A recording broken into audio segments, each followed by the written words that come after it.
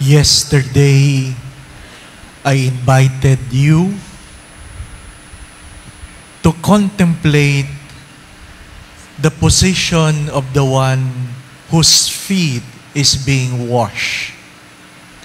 Because most of the time, the meditation or the reflection focus on what Jesus has done.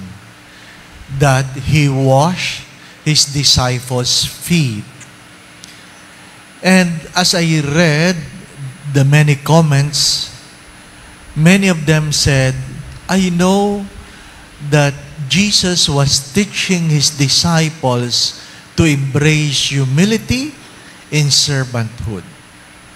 Of course, but the invitation was, if you were the one whose feet is being washed, how would you feel? What is the Lord trying to tell you? Mark Twain said, two important moments in man's life is knowing that they were born, and the second moment is knowing why they were born. Dalawang bagay na mahalaga sa isang tao. Una, na nalaman mong ikaw ay pinanganak. Ikalawa, bakit ka kaya pinanganak? Bago ka man lamang mamatay, alam mo sana ang kadahilanan kung bakit ka pinanganak. That you may serve your purpose.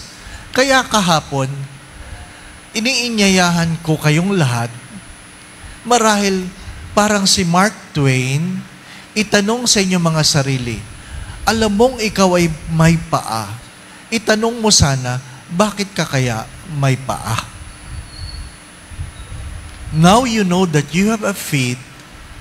Ask the purpose why God has given you a feet. Ano sabi ko kahapon? Ang mabuting puso na hindi mo naman tinatrabaho, walang saysay. Ang paa ay simbolo ng iyong pagkilos. Ang paa ay simbolo ng iyong pagkilos. Sapagkat ang mga paa natin ang nagdadala sa atin sa lugar ng pagpapala o kaya sa lugar ng pagkakasala. Anong meron sa araw na ito? Inaanyayahan ko kayo sa katotohanan na kung inyong pinakinggang mabuti ang pagbasa, ang Ebanghelyo, nasa saad doon, hindi nila kilala si Jesus. Hindi nila kilala si Jesus. Kaya nga sa simula ng Ebanghelyo, ng Gospel, ano sabi doon? Who are you looking for? Tinatanong niya, sino bang hinahanap ninyo? Bakit? Kasi hindi nila alam kung sino ang kanilang hinahanap. Ano ibig ko sabihin? Anong kadalasan sinasabi? Kahit kailan, hindi mo makikita ang isang bagay na hindi mo naman alam kung ano ang iyong hinahanap. Ano sabi ng ating mga magulang? Pag naghahanap ka, gamitin ang mata, huwag ang bunganga. Di po ba? Gamitin ang mata, huwag ang bunganga. Pero, paano mo makikita ang iyong hinahanap na hindi mo pala alam kung ano o sino? Mahalagang mahalaga yun. Sa simula pa lang, who are you looking for? Natumba nga sila nung sinabi ni Jesus na ako yan eh. Diba? Hindi pa rin nila naintindihan. Ano ibig ko po sabihin? Hindi mo alam ang iyong hinahanap kasi baka hindi mo alam kung bakit pinapahanap. Diba?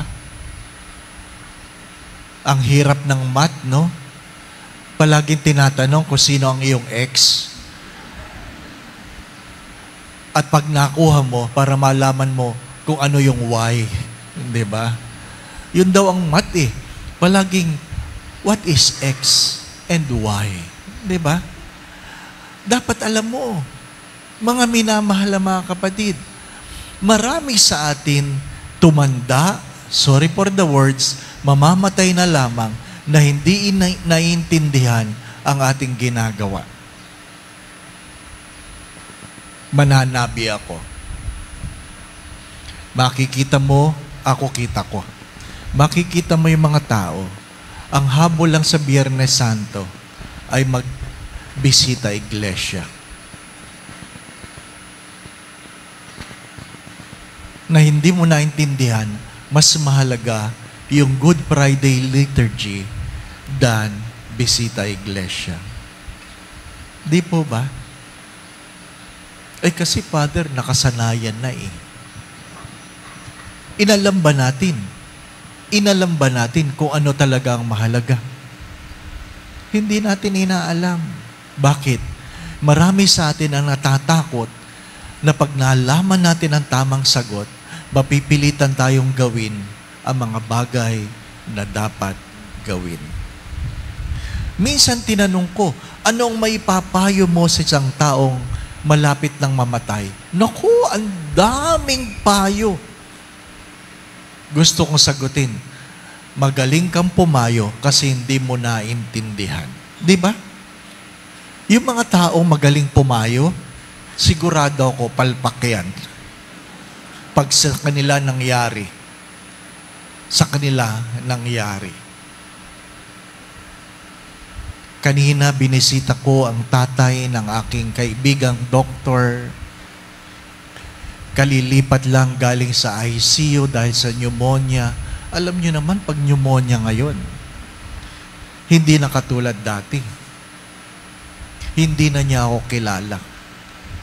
Pinipilit, Father Dave, nakatilingin lang, hindi na ako kilala. Hinihipo kong kamay, hindi na ako kilala. Mga minamahal na mga kapatid, ano sinasabi ko? At palagi kong sasabihin, lalong-lalo na sa kabataan, ng aking karanasan ay nung ako ay bata, ayaw kong intindihin o hindi ko ba naintindihan ng buhay ay sadyang maiksi lang. That life is short and death is certain. Anong pinakamahirap o maling pag-iisip? Ang alin? Yung ika'y matanda na, iniisip mong bata ka pa. Yun ang maling pag-iisip. Ang maling pag-iisip, yung matanda ka na, feeling mo, bata ka pa. Bakit nadapa? At nang madaba, basag ang pelvic bone. Dahil, feeling nila, bata pa sila. Di po ba, Sabi ko doon sa isang pilgrim, nagpadala ng picture, black and blue ang mukha. Sabi ko, ano na naman ang nangyari? Nadapa ako, Father. Pang ilang dapa ba yan? Talo mo pa si Jesus. Jesus, 3 dapa lang eh. Di ba? Bakit? Ayaw nating tanggapin minsan na mahina na tayo. Di ba? Mahina na tayo. Mga minamahal na mga kapatid, anong hindi natin naintindihan? Kilala ba ni Pontius Pilate si Jesus? Hindi. Hindi. Alam ba ng mga tao kung anong nangyayari? Kung bakit siya dinampot? Hindi. Ano sabi ng babae? Di ba kasama kanya? Ba't niya sinabi yun? Kasi hindi niya naintindihan. Ang pwede lang intindihin o pwede lang maintindihan ay mga bagay na pinipilit nating intindihin. Kaya ang aking tanong sa araw na ito, ano ang hindi nyo naintindihan? What is the truth? What is the truth? Hindi sumagot si Jesus kasi mali ang tanong. Diba? Mali ang tanong. Kung tinanong niya, who is the truth? Sasabihin ni Jesus, I am. I am the way and the truth and the life. Ano ba ang katotohanan? Bakit hindi sanagot? Kasi namimili tayo ng pinapaniwalaan. Diba? Anong aking halimbawa? Bakit ba tayo nagtsatsaga, yung iba, bakit ba nagbabayad sa mahal na concert? Yung iba nagpunta pa ng Singapore eh. Ha? Nagpunta pa ng Singapore. Nagbayad ka ng ticket na aeroplano, hotel, nagbayad ka ng concert, tapos yung picture mo, pagkalayo-layo mo pala, hindi po ba, ano? Ha? Para lang makasigaw. Di ba? Ang tanda-tanda mo na eh. Di ba? Nag-mini-skirt ka pa para makasabay. Ha? Anong hindi mo naintindihan? Sorry ha. Marami akong kaibigan nagpunta doon eh. Sorry ha. Nanonood sila. Di ba na? Di ba? Anong hindi mo naintindihan? Mga minamahal na mga kapatid, kaya tayo nagkakagulo kasi hindi tayo nagpupumilit umintindi. Bakit ka nagbayad? Interesado ka. Di ba ba, na? Kahit gaano kahaba ang concert, kahit nakatayo lang sila, sabi ko, gaano katagal? Nako, 3 oras silang pumila, 4 na oras yung concert, 7 oras ka nakatayo. Grabe ka. Sa misa, 1 oras lang, tulog ka kagad eh. Di ba? Bakit? Hindi ka interesado. Hindi ka interesado. Pag interesado ka, pinagtsatsagaan mo. Di po ba? Anong interesado ka saan? Sa gusto mong marinig. Hindi yung anong dapat mong marinig. Anong halimbawa ko? Paulit-ulit ko yung sinasabi sa mga pagninilay ko ngayong Lenten season. Ang alin? Bakit ba hindi nagtanong si Adan at Eva na ang nagsasalita ay ahas? Naisip niyo ba yun? Diba? Isipin mo. Nagsalita yung ahas. Huwag kang maniwala. Pwede mong kainin yan. Diba? Hindi ka nagtanong, nagsalita yung ahas. Bakit? Kasi yan ang gusto mong marinig. Ang pinapakinggan natin, hindi yung ano ang katotohanan, kundi kung ano ang gusto mong marinig. Kaya kahit ahas ang nagsasalita, pakikinggan mo. Naintindihan po ninyo? Kaya tayo nakakagulo. Hindi mo naintindihan ang sinasabi ng iyong magulang kasi hindi ka interesado.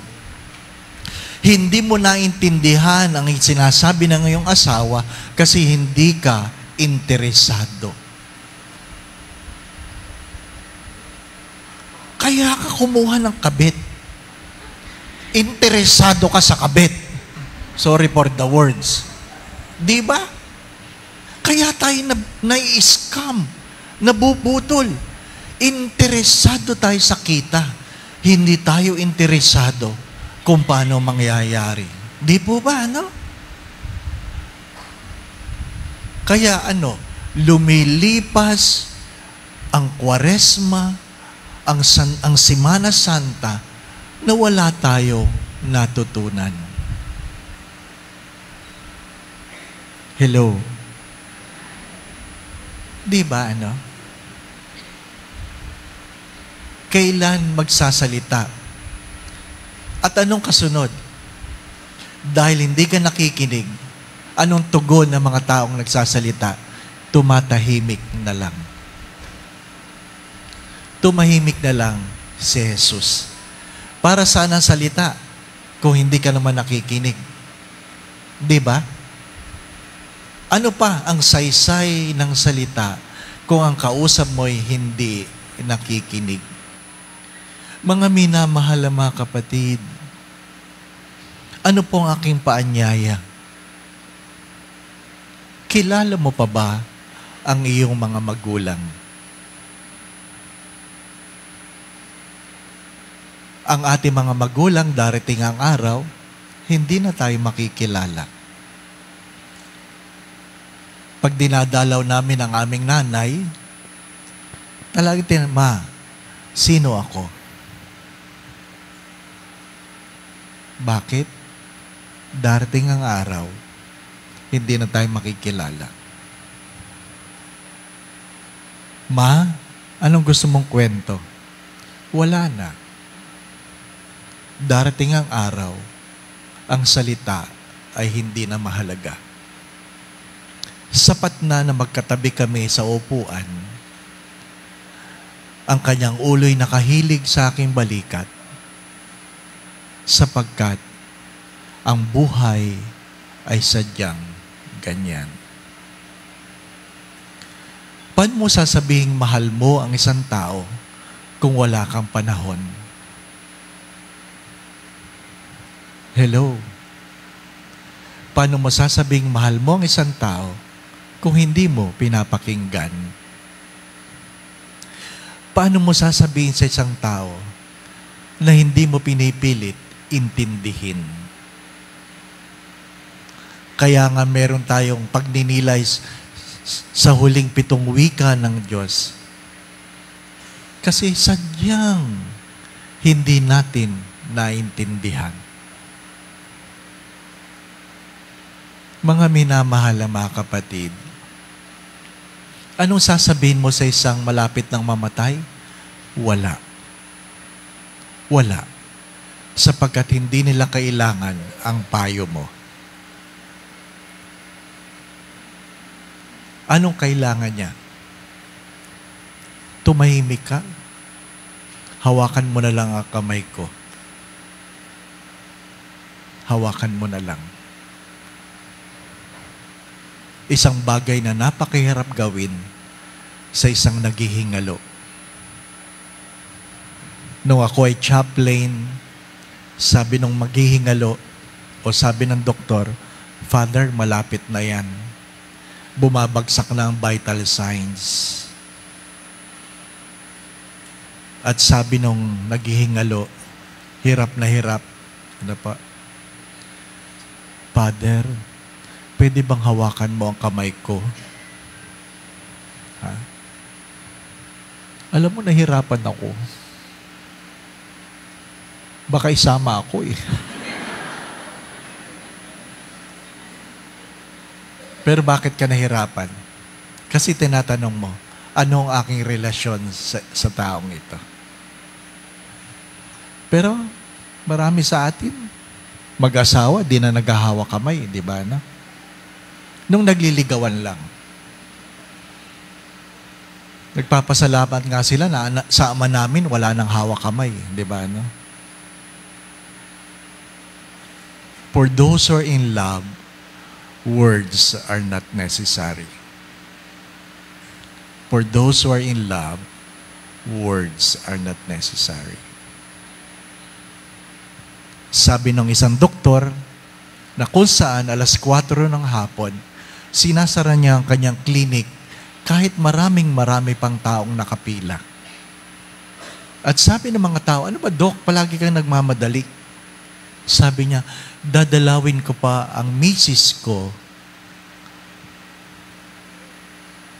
doon sa home care. Sa home care. Wala silang anak. At sabi, bakit nandun?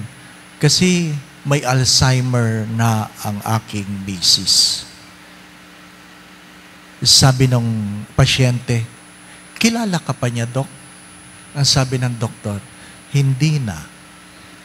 Sabi ng pasyente, Dok, ang haba namin, oh. Iiwanan mo kami. Dadalawin mo ang isang taong hindi ka na kilala. Ano sagot ng doktor? Hindi na niya ako kilala, pero kilala ko pa siya.